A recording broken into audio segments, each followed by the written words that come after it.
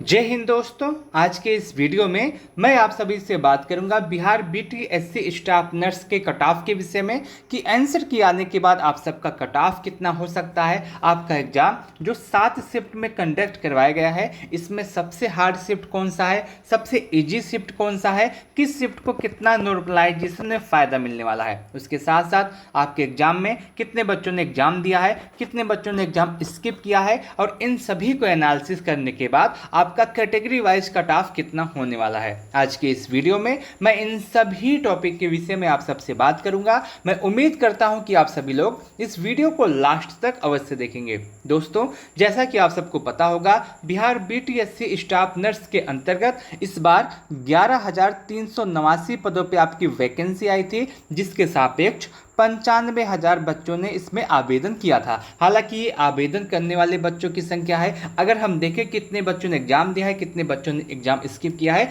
तो यह जो पूरा आंकड़ा है ये परिवर्तित हो जाता है। अगर हम एग्जाम देने वाले बच्चों की संख्या के विषय में बात करें तो लगभग 45,000 बच्चों ने इसमें एग्जाम दिया है, बाकी सभी बच्चों ने एग्जाम स्किप किया है। यानी कि सिर्फ और सिर्फ 47% बच्चों ने आपका एग्जाम दिया है। और इस हिसाब से जो आपका पर सीट कंपटीशन हो रहा है, ये सिर्फ और सिर्फ 3 के आसपास हो रहा है। यानी कि एक सीट पर सिर्फ और सिर्फ 3 बच्चे फाइट करते हुए आपको दिख जाएंगे। ऐसे में आपका जो कट ऑफ है बहुत अधिक नहीं जाने वाला है। अगर हम इससे आगे बढ़ें तो सबसे पहले बात करते हैं आपके एग्जाम के लेवल की, कि आपका एग्जाम का लेवल कैसा रहा है। और आपका जो एग्जाम का लेवल जो पूछा गया था, ये आपका मॉडरेट टू हार्ड आया था। आप ये कह सकते हैं कि आपका जो पेपर का लेवल था वो आपका हार्ड था। आपने देखा होगा जब आपका एग्जाम हो रहा था उस समय बहुत सारे बच्चे ऐसे मिल जा रहे थे जो कह रहे थे कि पेपर आपका बहुत ज़्यादा इजी आया है, पेपर बहुत ज़्यादा हलवा आया है। अब उन्हीं बच्चों से पूछिए कि आंसर की आने के बाद आपका कितना स्कोर आया है, तो अब वही बच्चे बताएंगे कि पेपर का लेवल कैसा रहा है। तो आप इस बात को अभी से स्पष्ट रूप से अपने दिमाग में बैठा लीजिए कि पेपर का जो लेवल था वो अच्छा खासा पूछा गया था। मॉडरेट टू हार्ड पेपर आया था, हार्ड की तरफ ज़्यादा आपका पेपर आया था। इजी तो बिल्कुल भी नहीं था। आप इस बात को भी अभी से समझ लीजिए। अगर आप पेपर दिए होंगे तो आप इस बात से सहमत होंगे। बाकी जो बच्चे कह रहे थे कि पेपर बहुत ज़्यादा इजी आया है, मेरा 70 स्कोर होगा, मेरा 80 स्कोर होगा, अब जाके उनसे अपना स्कोर पूछेंगे तो आपको बताएंगे कि मेरा स्कोर 40-45 के आसपास आ गया है इस समय। अगर हम एग्जाम के लेवल की बात करें कि शिफ्ट वाइज आपका एग्जाम कैसे हुआ था और किस शिफ्ट में किस तरह के पेपर पूछे गए थे। सबसे पहले आपका जो पेपर स्टार्ट हुआ था वो 30 जुलाई को एग्जाम स्टार्ट हुआ था। 30 जुलाई के फर्स्ट दिन आपका जो पेपर का लेवल था ये आपका मॉडरेट टू हार्ड आया था। वहीं आपका सेकंड शिफ्ट में आपका जो पेपर है ये मॉडरेट पूछा गया था। 31 जुलाई के दिन फर्स्ट शिफ्ट आपका पेपर मॉडरेट और सेकंड शिफ्ट में आपका पेपर मॉडरेट आया था। वहीं 1 अगस्त के दिन आपका जो पेपर है फर्स्ट शिफ्ट का ये मॉडरेट टू हार्ड आया था। वहीं सेकंड शिफ्ट में भी आपका जो पेपर है मॉडरेट टू हार्ड आया था। और 3 अगस्त के दिन जो आपका पेपर है ये आपका पेपर मॉडरेट आया था। ओवरऑल अगर हम पेपर के लेवल के विषय में बात करें तो ओवरऑल आपका जो पेपर है ये आपका मॉडरेट टू हार्ड आया था। हार्ड की तरफ इसका झुकाव ज़्यादा था। ये आपका पूरा पेपर का लेवल रहा है। वहीं अगर हम बात करें नॉर्मलाइजेशन के विषय में कि आपका जो पेपर इजी कुछ शिफ्ट में आपका मॉडरेट टू हार्ड, कुछ शिफ्ट में हार्ड आया है। ऐसे में आपको नॉर्मलाइजेशन कैसे मिलेगा, नॉर्मलाइजेशन के कितने नंबर मिल सकते हैं, मैं आपको बता दूं कि नॉर्मलाइजेशन कैसे होता है। मान लीजिए आपका जो एग्जाम है वो 3 दिन कंडक्ट हुआ है। एक आपका 1 अगस्त को, 2 अगस्त को और 3 अगस्त को। ये आपका एग्जाम 3 दिन में कंडक्ट हुआ है। 1 अगस्त वाले बच्चों का जो एवरेज स्कोर है, सभी बच्चों का 1 अगस्त वाले सभी बच्चों का एवरेज स्कोर वो 90 बन रहा है। 2 अगस्त वाले बच्चों का एवरेज स्कोर 95 बन रहा है और 3 अगस्त वाले बच्चों का एवरेज स्कोर 100 बन रहा है। तो इसमें एक नंबर मान लिया जाता है कि मान लीजिए सभी बच्चों का एवरेज स्कोर 100 बन रहा है। अब इसी में ये देखा जाता है कि 100 नंबर में कितना कम है या कितना अधिक है। मान लेते हैं जो आपका 1 अगस्त वाले बच्चों का जो पेपर हुआ था उसमें 100 होने में 10 कम है। ऐसा क्यों हुआ है? क्योंकि जब बच्चों का एवरेज स्कोर 90 है और किसी बच्चों का एवरेज स्कोर 100 है, तो ऐसा मान लिया जाता है कि जिनका एवरेज स्कोर 90 आया है उनका पेपर हार्ड हुआ होगा, जिनका एवरेज स्कोर आपका 100 आया है उनका पेपर इजी हुआ होगा। अब जब 90 आया है तो उनमें उस बच्चों की कोई गलती नहीं है, तो उसमें 10 नंबर ऐड करके उसके बराबर किया जाएगा। और जो 95 स्कोर जिन भी बच्चों का है उनमें 5 नंबर ऐड करके उनको 100 के बराबर लाया जाएगा। और वहीं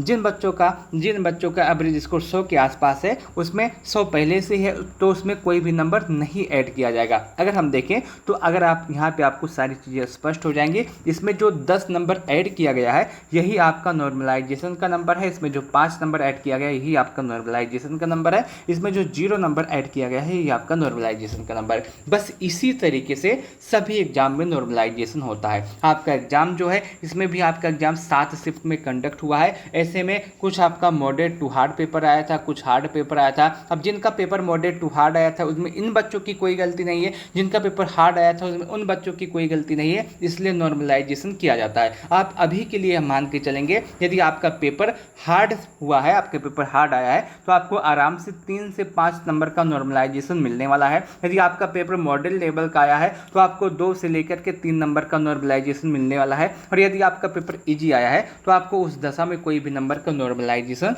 नहीं देखने के लिए मिलेगा। आप इस बात से अभी से सहमत होंगे। आगे बात करते हैं। यहाँ पे मिनिमम क्वालिफाइंग मार्क लिखा गया है, आप इससे कोई भी मतलब ना रखिए। इसमें बस यही बताया गया है कि जो भी बच्चे हैं जिनका स्कोर यूआर यदि आप है, आपका स्कोर 40 से कम आएगा तो आप बिल्कुल भी पास नहीं होंगे, आप उस समय बाहर हो जाएंगे। बस यही इसमें मिनिमम क्वालिफाइंग मार्क का मतलब यही है कि इससे कम आपका कट ऑफ नहीं जाएगा, इससे अधिक ही जाएगा। जिसमें बीसी जो बच्चे हैं उनका जो क्वालिफाइंग मार्क है वो 36.5 है। ईबीसी के लिए 34% रखा गया है।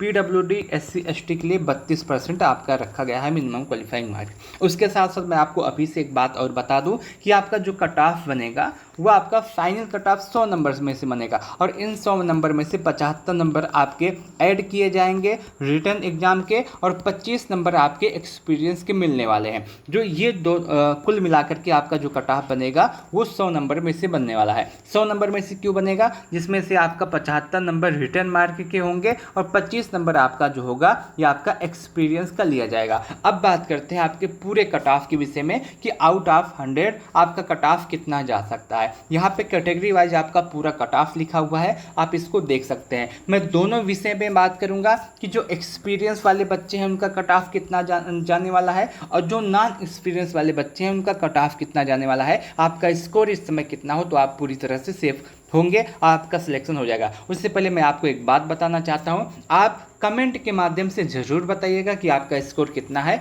मैं आपको बताने का प्रयास करूंगा कि उतने स्कोर में आपका सिलेक्शन होगा या नहीं। आप कमेंट कैसे करेंगे? मान लीजिए आप ईबीसी हैं, क्या है? आप ईबीसी हैं और आप एक्सपीरियंस वाले बच्चे हैं, आप एक्सपीरियंस वाले बच्चे, तो आप ईबीसी लिखिएगा। ईबीसी के बाद आप एक्सपीरियंस लिखिएगा, उसके बाद आप लिखिएगा अपना स्कोर कि आपका स्कोर कितना बन रहा है। मैं आपको बताने का प्रयास करूंगा कि इस स्कोर के साथ इस कैटेगरी में आपका सिलेक्शन होगा या नहीं। अगर आप नॉन एक्सपीरियंस वाले बच्चे हैं तो आप मान लीजिए यूआर हैं, आप यूआर लिखिएगा। आप नॉन एक्सपीरियंस हैं तो आप वो लिखिएगा। उसके बाद आप लिखिएगा कि आपका कट ऑफ कितना हो रहा है। मैं आपको बताने का प्रयास करूंगा कि नॉन एक्सपीरियंस वाले बच्चों के लिए ये जो स्कोर है इस कैटेगरी में सेफ होगा या नहीं। तो आप कमेंट कीजिएगा तो मैं आपको कमेंट के माध्यम से बताऊंगा। अभी के लिए आप यहाँ पे कट ऑफ देख सकते हैं। सबसे पहले मैं आपको बताऊंगा कि जो नॉन एक्सपीरियंस वाले बच्चे हैं उनका कट ऑफ कितना जाएगा, उसके बाद जो एक्सपीरियंस वाले बच्चे हैं उनका कट ऑफ कितना जाएगा। अगर हम बात करें कट ऑफ के विषय में तो यदि आप यूआर हैं और आपका स्कोर इस समय 50 से 55 के आसपास है, आपके पास एक्सपीरियंस नहीं है, तो आप 110% सेफ हैं। आपका जो कट ऑफ है वो इससे अधिक नहीं जाएगा, इससे कम ही रहेगा, इस बात की मैं गारंटी लेता हूं। तो यदि आपके पास एक्सपीरियंस नहीं है, आप यूआर है और आपका स्कोर 50 से 55 के आसपास है, तो आप 110% सेफ है, आपका सिलेक्शन हो जाएगा। यदि आप बीसी हैं, आपका स्कोर 45 से 50 के आसपास है तो आप बिल्कुल सेफ है। यदि आप ईडब्ल्यूएस हैं, आपका स्कोर 43 से 48 के आसपास है तो आप बिल्कुल सेफ है। यदि आप ईबीसी हैं, आपका स्कोर 40 से 45 के आसपास है तो आप बिल्कुल।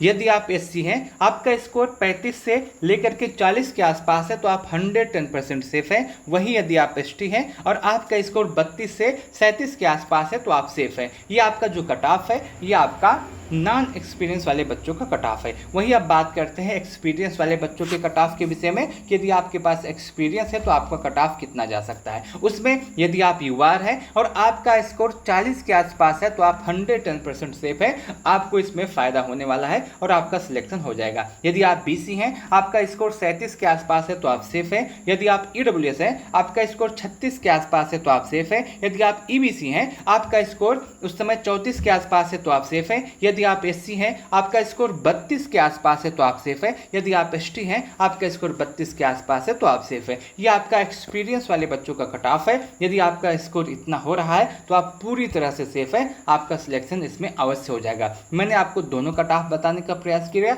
एक एक्सपीरियंस वाले बच्चों का, एक नॉन एक्सपीरियंस वाले बच्चों का। यदि आंसर की आने के बाद आपका स्कोर इतना है तो आप 110% सेफ हैं, आपको बिल्कुल भी परेशान होने की आवश्यकता नहीं है, इतने में आपका सिलेक्शन अवश्य हो जाएगा। मैं उम्मीद करता हूं कि आपको यहां तक का यह वीडियो अच्छा लगा होगा, आपको यह पूरी जानकारी अच्छी लगी होगी। यदि आपको वीडियो अच्छा लगा है तो आप इस वीडियो को लाइक कर सकते हैं, कमेंट में अपना स्कोर जरूर बताइएगा, मैं आपको बताने का प्रयास करूंगा उस स्कोर के साथ आपका सिलेक्शन होगा या फिर नहीं। इस वीडियो को लास्ट तक देखने के लिए आप सबका बहुत बहुत धन्यवाद।